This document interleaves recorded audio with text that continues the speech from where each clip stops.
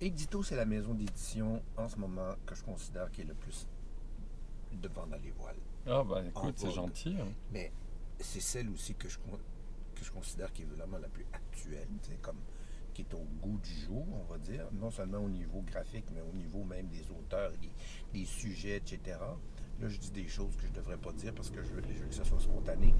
Mais puis c'est probablement là, la maison d'édition que je connais, là, qui sont dans mon rayon, que je respecte le plus, là, dans mon, dans mon jardin à moi. Là, je parle parce que je ne suis pas un écrivain. Là.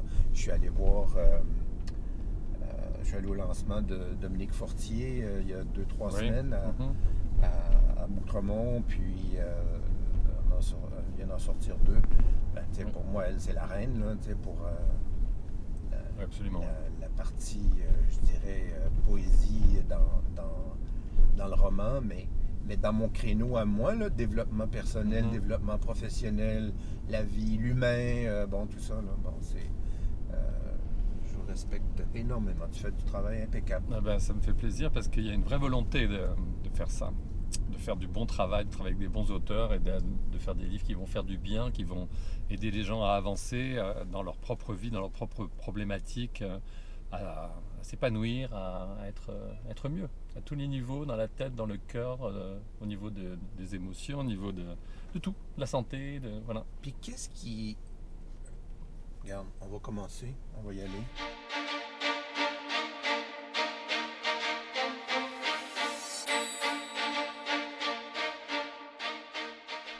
Euh, Qu'est-ce qui a fait le déclic, en fait? Parce que, parle-nous de toi, ton parcours, là. Étais-tu chez les Éditions de l'Homme Oui, avant? absolument. Oui. Puis ça, c'était quand tu étais ici au Québec ou Oui. c'est que c'était connecté avec la Non, France? non, non, pas du tout. Moi, je suis arrivé en décembre 98 Au au Québec? Québec, Ah, c'est ok, ça. quand même. Et puis, ben, j'ai toujours travaillé dans l'édition. J'étais Ok. déjà dans l'édition en France. En France, Ouais. ok. Et puis, j'ai d'abord commencé à travailler dans une maison d'édition littéraire parce que c'était un rêve en fait, un rêve de travailler dans une maison littéraire. Et en fin de compte, ça a été. Donc, j'ai commencé chez Luméac. Et Oui. ça a été à la fois une belle expérience parce que j'ai appris énormément. J'ai notamment fréquenté des grands auteurs de la maison Luméac comme Michel Tremblay, comme Nancy Houston et d'autres.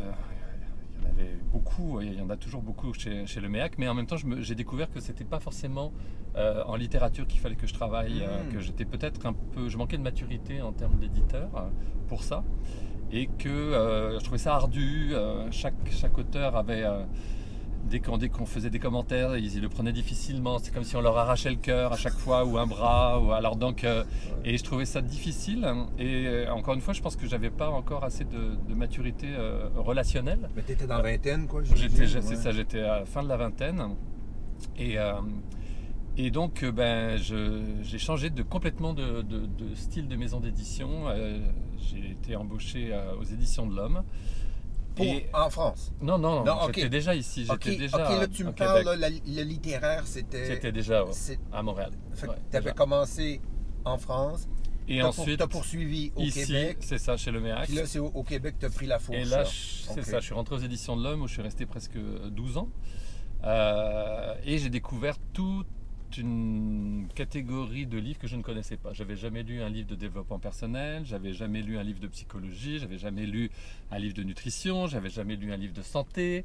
Parce que c'est tout ça, les éditions Oui, de l'Homme. exactement, c'est ça. Et j'ai donc tout appris. J'étais d'abord l'adjoint de l'éditeur qui s'appelle Pierre Bourdon. Et puis quand Pierre est parti, je l'ai remplacé. Et puis voilà, là, c'est une maison extraordinaire, les Éditions de l'Homme, qui a été très formatrice pour moi. Mhm. C'est là où j'ai rencontré plein de grands noms justement de la psychologie pratique, du développement personnel. Et ensuite, Florence Noyer, qui dirigeait Gallimard Canada, est venue me proposer de fonder une maison d'édition. Et moi, quand je suis arrivé au Québec, c'était un de mes rêves. C'était de lancer une maison d'édition. Mais comme je suis un peu chicken, je voulais pas... Mais vous arrêtez jamais les Français, vous, hein? Vous voulez toujours conquérir un peu plus. Après le territoire, c'est... Là, En fait, j'ai vite compris que ça prenait beaucoup d'argent pour monter une maison d'édition. Et comme j'avais pas beaucoup d'argent sur mon compte en banque... Ok, tu voulais faire la tienne. Ok, je comprends. Oui, au départ, je voulais faire la mienne. Ok, comme un entrepreneur. Ok, oui, je comprends. exactement. Mais là, tu te dis, tiens, je vais faire mon rêve, mais je vais prendre l'argent de quelqu'un d'autre. C'est ça, exactement. Ouais. En fait, c'est le rêve que m'a proposé de faire Florence Soyer. Donc, il m'a dit on aimerait monter une maison d'édition québécoise au sein du groupe Gallimard. Donc avec les bureaux au-dessus de la librairie Gallimard sur le boulevard Saint-Laurent. Elle m'a dit qu'est-ce que tu as envie de faire? Alors, on en a discuté.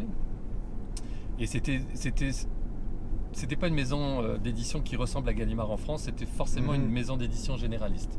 Et évidemment, forte des 12 années que j'avais passées aux éditions de l'Homme, on s'est dit, moi j'ai dit, c'est ça que j'aime faire. C'est là où j'ai vraiment découvert mon métier, découvert que j'avais un savoir-faire, que ça m'intéressait, ce genre de livre, personnellement, que ça intéressait beaucoup de gens. Moi j'aime bien faire des livres qui se vendent. Chacun voit midi à sa porte par rapport à ça, mais moi ce qui me fait triper, c'est quand je vois les livres de mes auteurs et de mes autrices qui sont dans les palmarès, qu'on réimprime, ça j'aime ça, parce que je sais qu'on rejoint un vaste lectorat, et que forcément si on rejoint un vaste lectorat, on a peut-être une petite influence, c'est-à-dire les auteurs et les éditeurs, on a une influence, on fait du bien. Parce que là, pour ceux qui peut-être ne savent pas, je ne sais pas si on a pris la partie où on vous a nommé, mais on parle d'une nouvelle étiquette, puis on parle d'un nouveau label, c'est-à-dire Édito. Donc E-D-I-T-O, vous irez voir ça. En passant, nous, on a 50% des gens qui écoutent Coach Taxi, surtout en version podcast, qui sont toujours de l'autre côté de l'Atlantique. On a 50% au Canada, Québec, mais 50% là, quand même en Europe, en Afrique, et puis un peu partout. Là, 65 pays, donc quand on parle... Bonjour tout le monde alors. Oui, c'est ça, bonjour tout le monde, mais c'est juste pour qu'on fasse attention de ne pas utiliser trop de références du Québec là, quand on parle de réseau comme TVA ou quoi que ce soit. Là, ça ne veut pas nécessairement dire quelque chose pour une partie des gens qui sont avec nous. Donc, bienvenue à Coach Taxi. Alors, Erwan l'est seul. On n'a même pas nommé, on a commencé à parler, et puis voici. Alors, Erwan, bienvenue à Coach Taxi. Écoute, on se connaît, je te tutoie parce qu'on avait déjà eu contact, parce que Édito, c'est la maison de Christine Michaud, de Serge Marquis, Guy Corneau, ça c'est ma famille, si on pourrait dire, en fait, dans le développement personnel, professionnel, psychologie, etc. Donc, très heureux de te rencontrer parce que moi, je considère qu'Édito, en ce moment, c'est la maison d'édition qui est la plus, disons, dans son temps, c'est-à-dire actuelle.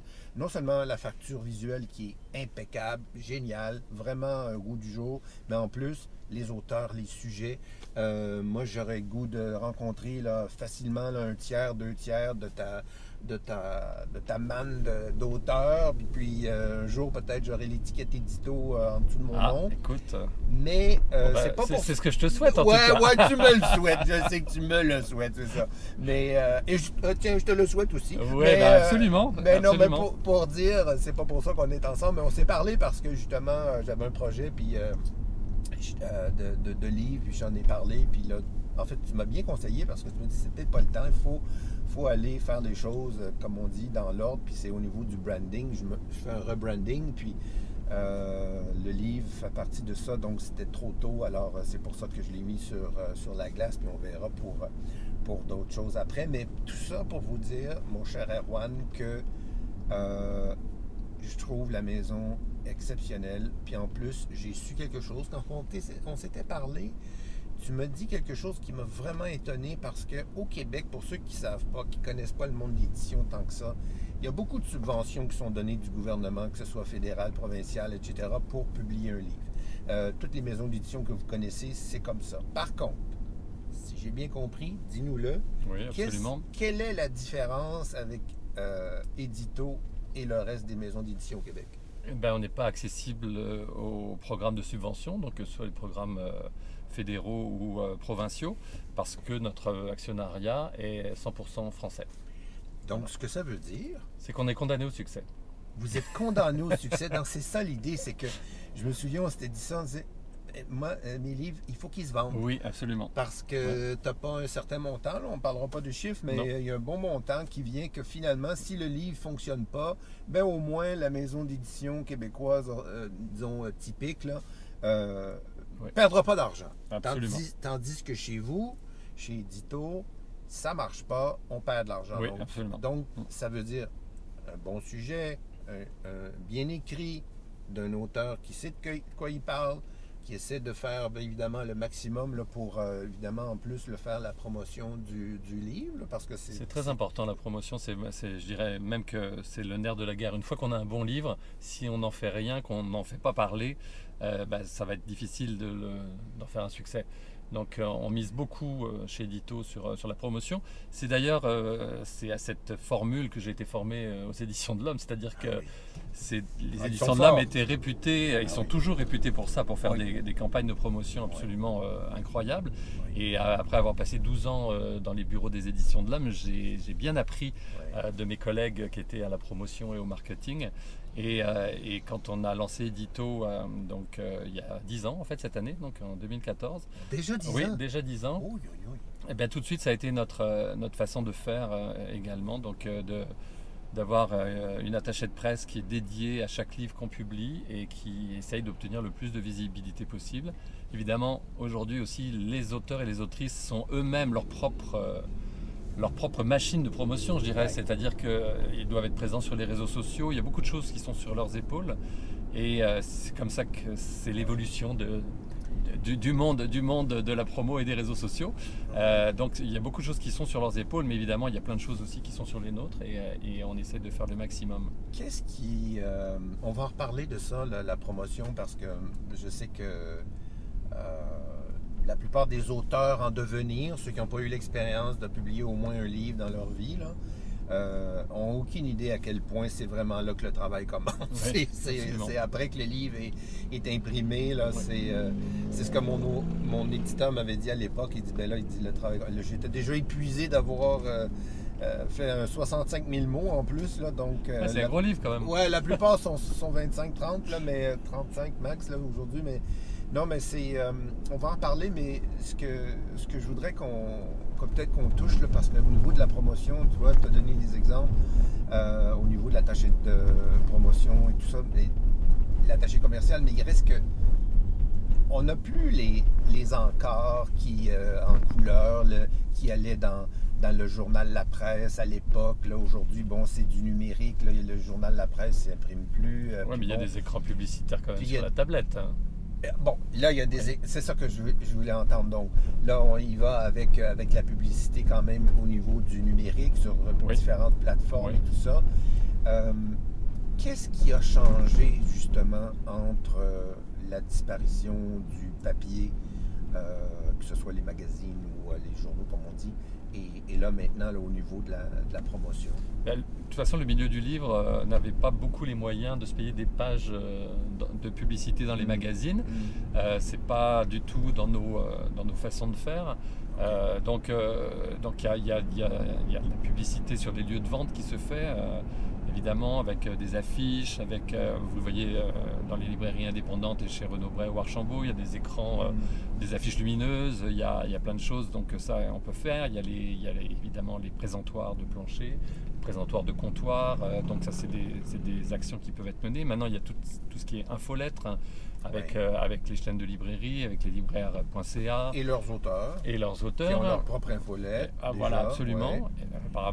Par exemple, Nicole Bordelot a une infolettre régulière où elle parle de ses activités, de ses publications, des conférences qu'elle va donner, des retraites qu'elle organise, etc. En fonction du thème du dernier livre ou d'un de ses livres, c'est ça? Exactement. Qu'est-ce que ça fait la mode en ce moment, là, depuis justement ça, 7-8 ans, là, des podcasts? Est-ce que les podcasts sont un peu justement vecteurs de promotion Oui, absolument. livres? Oui. On voit bien que les podcasts, les balados, comme on les appelle au Québec, fonctionnent très très bien. Et tout le monde s'est lancé là-dedans. Hein. Les auteurs eux-mêmes. On leur podcast personnellement, c'est ça. Ou alors ils vont, voilà, exactement. Ou alors ils vont chez les autres, chez les amis ou des gens qui sont dans la même mouvance qu'eux. Oui. Vous avez vu, Radio-Canada s'est lancé dans les podcasts sur la plateforme audio. Qui font un travail absolument incroyable. La presse s'est lancée il y a quelques années maintenant aussi. Donc Marie-Claude Barrette a sa chaîne aussi, à elle, etc. Donc voilà, il y a plein de choses qui ont changé. Oui, c'est ça. Mais la télé, est-ce que la télé généraliste, là, je parle, est-ce qu'elle a encore une place pour faire la promotion d'un livre, comme justement tu parlais de Marie-Claude Barrette avec les 2 filles le matin, je sais qu'elle a quitté, c'est ça. Ouais. Mais ce genre d'émission-là, bon, évidemment, on parle pas de tout le monde en parle parce que c'est quand même comme frapper le gros lot, mais le reste... Là, en développement personnel, là, on a perdu beaucoup de portes d'entrée, avec comme l'émission de Marie-Claude a été annulée, enfin supprimée de la grille. C'est sûr qu'elle recevait beaucoup d'auteurs et d'autrices dans ce domaine-là. Et on était bien déçus de perdre, parce qu'il n'y a pas beaucoup de place dans la télé traditionnelle pour le livre. Ah oui, hein. Il n'y a pas beaucoup de place à la radio non plus pour le livre. La radio, c'est mon prochain sujet, c'est ça. La vie présente, la santé du livre papier. Puis quand je dis livre papier, j'inclus aussi le livre numérique, mais c'est la lecture en général, on va dire ça comme ça, là, parce qu'honnêtement, moi, voir quelqu'un qui lit sur une tablette Kindle, ça me fait plaisir, autant qu'il lit sur un livre, mais la réalité, c'est que, moi, ce que j'ai compris, c'est que c'est 10% de la population mondiale qui lise 100% des livres.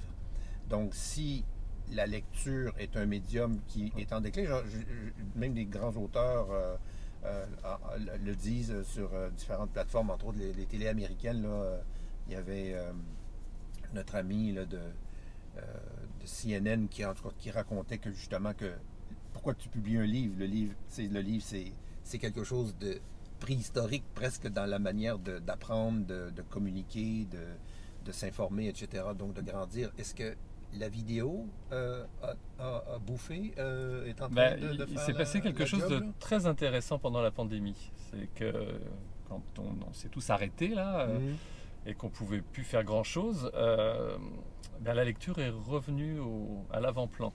C'est-à-dire que je pense que quand on a passé plusieurs heures sur un écran, que ce soit son ordinateur ou devant une chaîne de télé ou sur une plateforme comme Netflix ou Prime, à un moment donné, on a envie de faire autre chose. Et la lecture, donc, pendant la pandémie, a eu un regain d'énergie. Les ventes ont été très très bonnes. Je me souviens, oui. Alors que la majorité des commerces en arrachaient, à juste titre.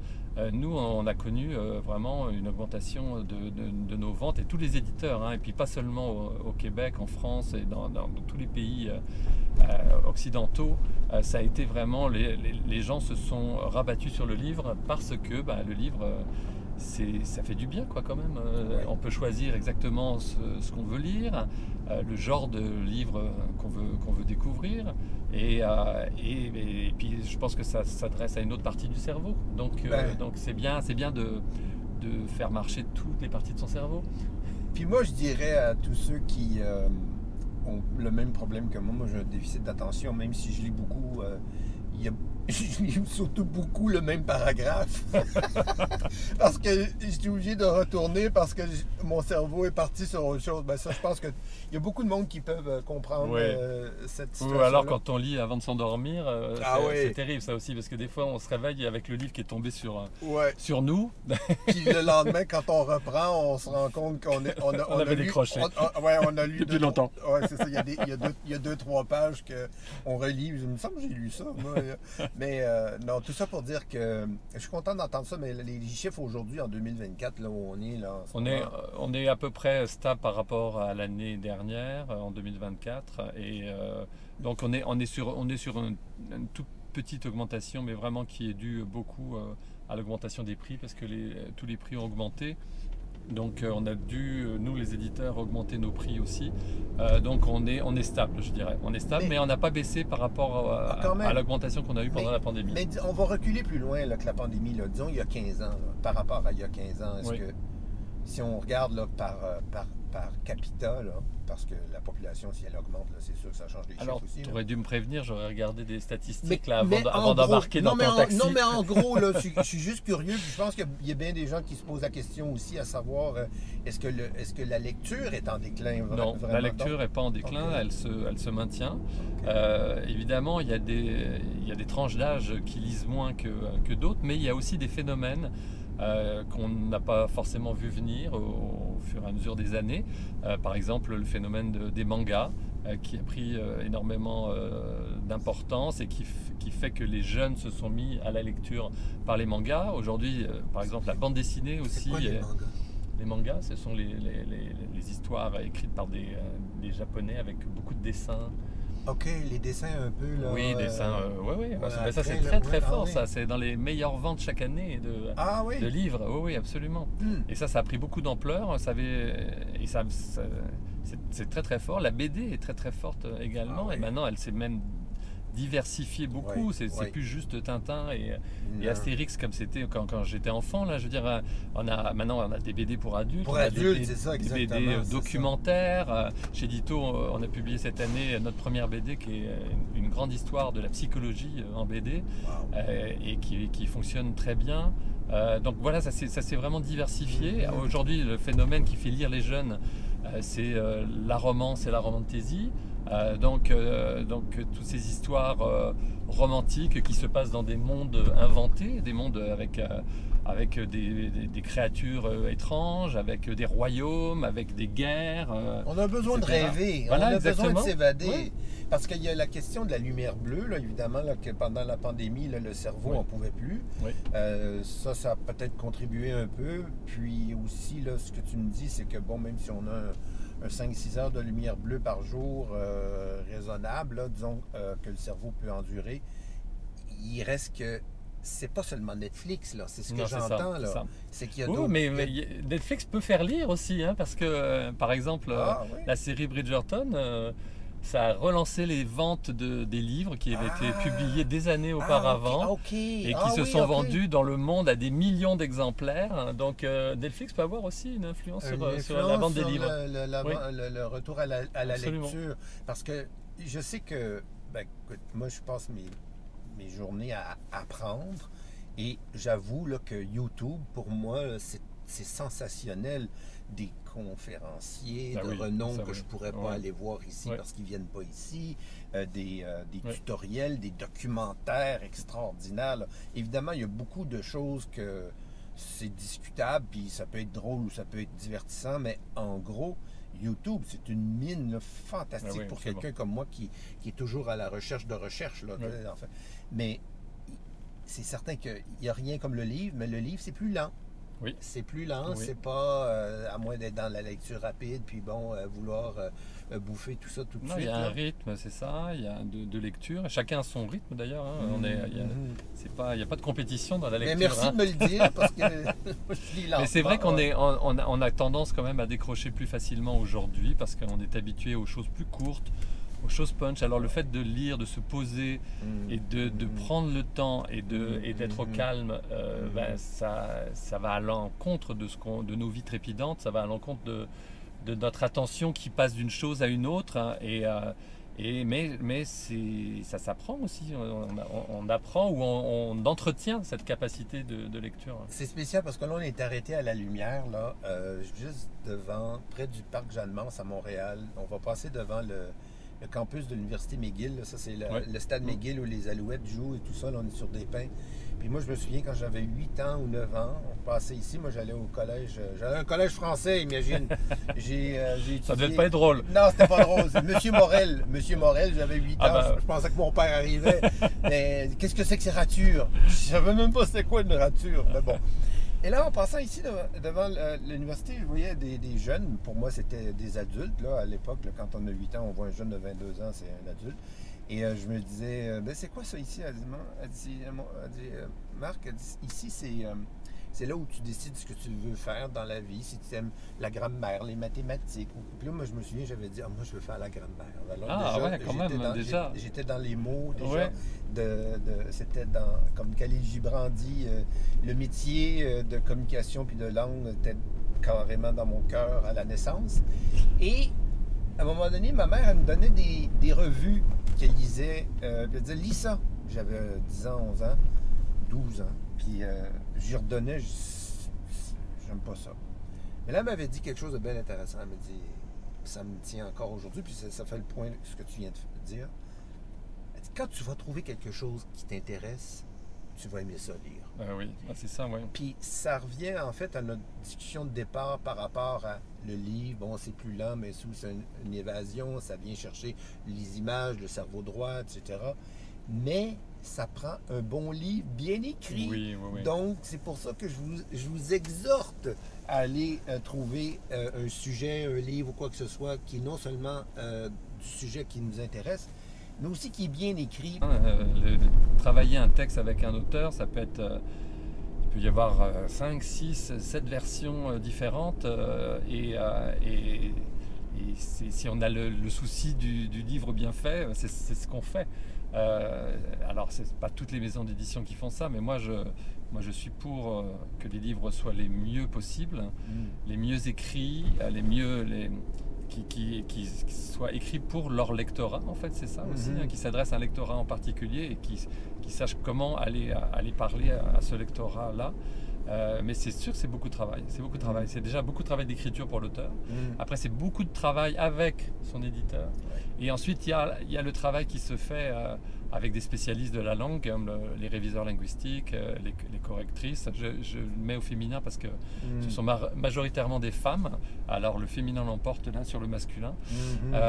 Et qui font un travail remarquable, qui sont des personnes qui possèdent à la fois la syntaxe, la concordance des temps dans les conjugaisons, le mot juste pour chaque chose. Et les livres, il faut passer par ces étapes-là si on veut que le livre soit bon. Mais avouons, Erwan, qu'aujourd'hui, il faut quand même prendre le lecteur par la gorge tout de suite en partant d'une certaine façon. Oui. Même si il y a la lenteur et puis bon, ça soit non, il faut quand même faut l'accrocher dès le début. Exact, c'est ça. C'est sûr. Si tu passes les 30 premières pages, en principe, c'est que tu vas continuer, mais il faut faire les 30 premières pages. Je pense qu'il y a une manière d'écrire, que ce soit dans le développement personnel, la psychologie, la santé, l'alimentation, quoi que ce soit. Tiens, gars, c'est ici que j'étais pensionnaire pendant 6 ans. L'Académie Michel Provost. Voilà. Alors, tout ça pour dire que si on est un auteur en devenir, on a un projet, on a un rêve depuis des années, on veut écrire un livre, on veut le publier, on ne sait pas trop comment s'y prendre. Donc, il y a la question de comment l'écrire, mais si on n'a jamais fait ça, bon, évidemment, il faut juste s'asseoir puis écrire, c'est déjà une chose. Il y a beaucoup d'ateliers d'écriture qui existent aussi, donc ça peut être une bonne option d'aller chercher un premier coaching déjà auprès de personnes qui savent écrire, qui ont publié et qui ont envie de transmettre cette passion, ce savoir et cette passion d'écrire. J'ai une de mes amies qui est une autrice chevronnée qui s'appelle Aline Apostolska et qui fait des ateliers d'écriture, et ces ateliers d'écriture sont pleins tout le temps, mais elle n'est pas la seule, il y en a plein d'autres. Okay. Donc ça peut être une première étape. Donc déjà ça c'est une première étape, tu as raison, on ne pense pas à ça, on pense à vouloir se débrouiller tout seul. Puis ensuite, quand c'est le temps, disons qu'on a écrit notre manuscrit, là on veut le présenter à un éditeur, qu'est-ce qu'on fait? Normalement, sur tous les sites des maisons d'édition, il y a les procédures pour présenter des manuscrits. Donc, c'est sûr qu'en tant qu'éditeur, on en reçoit beaucoup dans nos boîtes mail qui sont dédiées à ça.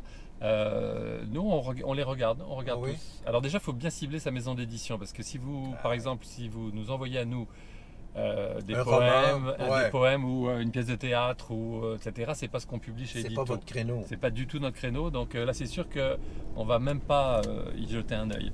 Mais par contre, si vous nous envoyez, si vous êtes psychologue et que vous nous envoyez un essai en psychologie, ben là c'est sûr que vous avez plus de chances qu'on vous repère et qu'on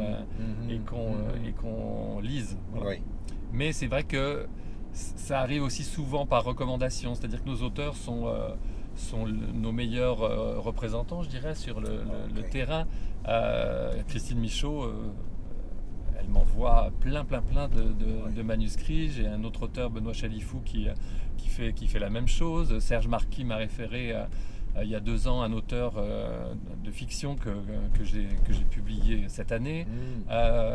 Donc voilà, c'est quand même beaucoup aussi par le réseau qu'on a, à la fois les auteurs ou des amis qui entendent parler ou qui rencontrent quelqu'un qui est en train d'écrire et qui lisent, qui font souvent une première lecture pour faire un premier filtre en fait. Quel autre conseil tu pourrais donner à un auteur là, dans la présentation de son manuscrit? Est-ce qu'on envoie seulement 3 chapitres, on envoie le manuscrit au complet, on envoie un plan? Comme tout se fait par courriel, envoyer le manuscrit au complet, c'est la meilleure des choses aujourd'hui. Avant, quand on imprimait, on pouvait peut-être envoyer un début, mais là, aujourd'hui, il n'y a pas de frais dans le fait d'envoyer un manuscrit par courriel, donc c'est mieux de l'envoyer comme ça. Les recommandations, faire une présentation de son projet, faire une présentation de l'auteur, donc qui on est, c'est quoi notre parcours, de façon assez succincte, faire un résumé de son livre, donc une présentation mais aussi un résumé, et puis bien faire une mise en page agréable à lire. Je pense que si je reçois moi un fichier Word ou un fichier PDF où il y a 50 lignes dans une page écrit en caractère 8 points, etc., déjà ça donne pas du tout envie de se plonger dans la lecture. Donc ce sont des choses qui ont l'air un peu pas très importantes, mais qui le sont, parce que et puis évidemment soigner la langue, soigner la présentation, ça c'est ce que je viens de dire, mais soigner la langue, se faire relire par des gens qui ont des bonnes connaissances en français pour améliorer son manuscrit. Je pense que ça c'est bien. Acheter Antidote. Acheter Antidote, c'est ça, absolument, qui est absolument fabuleux. Et puis, il y a on reçoit beaucoup d'histoires de vie actuellement. C'est-à-dire que des gens qui ont traversé certaines épreuves et qui ont envie de le raconter. Et il faut savoir que c'est très bien d'écrire sur ce qu'on a vécu, surtout quand ça a été traumatisant ou douloureux, souffrant, évidemment, parce que l'écriture, ça peut être une forme de thérapie, déjà, et c'est tout à fait louable, mais par contre, c'est pas forcément... Une histoire de vie ne va pas forcément plaire à un large public, et c'est là où des fois ça arrive qu'en racontant son histoire, on touche le cœur de tout le monde. On l'a vu par exemple avec Ingrid Falaise, avec le livre qu'elle a écrit sur les abus, c'est ça. Donc, mais ça arrive pas à tous les coups. Voilà. Non, puis ça nous amène au point, dans le fond, puis on peut même terminer là-dessus, c'est que en bout de ligne, c'est quand même un business. Une maison d'édition, il faut payer les salaires, il faut payer le loyer, il faut payer l'électricité, il faut payer l'imprimeur. Je dis, c'est un business. Donc, raconter son histoire, si c'est quelque chose qui ça vous dérange pas de rejoindre seulement 150 personnes, mais ça prend un blog, ça prend pas un livre. Donc, puis le livre, pour se vendre, c'est non seulement la part du livre et de l'éditeur, mais c'est aussi nous, quel genre de plateforme on a, quel genre justement de réseau qui va nous permettre de... Je pense que c'est important, en tout cas moi on me l'a demandé, comment tu vas vendre ton livre? Dans mes conférences, OK, combien de conférences que tu fais par année, etc. Tu sais, combien tu penses que tu vas en acheter par année? 1000, 2000, 3000, 5000, combien? Donc je pense que c'est des choses qu'il faut être conscient quand on écrit son histoire surtout, parce que... Puis je termine avec une question en fait. Est-ce que c'est vrai qu'il faut présenter notre livre puis être capable dans une seule phrase de résumer qu'est-ce qu'il est le livre? C'est comme la prémisse finalement. Une seule phrase, c'est peut-être un petit peu exagéré, mais en tout cas, c'est sûr que si le sujet du livre est assez clair, il peut se résumer facilement. Oui. Mais c'est valable pour tout. Hein. Quand on veut se vendre dans une entrevue, quand on est reçu pour une nouvelle job, il faut aussi savoir aller droit au but et puis savoir exprimer clairement quels sont nos potentiels. Bien dit. Alors écoute, merci d'avoir choisi le Québec puis d'avoir choisi de lancer ta propre labels, ta propre bannière avec Édito, même avec l'argent des gens chez Gallimard. C'est super. Un gros merci pour avoir été avec nous dans le Coach Taxi. Merci pour l'invitation. Salut. Vraiment. Alors, pour toi, on a besoin que tu te souviennes de nous. Oui, wow, alors, super. voilà ton petit taxi. Ah oui, puis il y a même une pile, hein, tu tires là-dessus, là, ça fait des... Ah oui, tu vas pouvoir réveiller les gens à 2 heures. C'est merveilleux, ouais. Merveilleux. J'adore. Merci. Ça change une vie, comme un livre. Salut. Salut. Bye.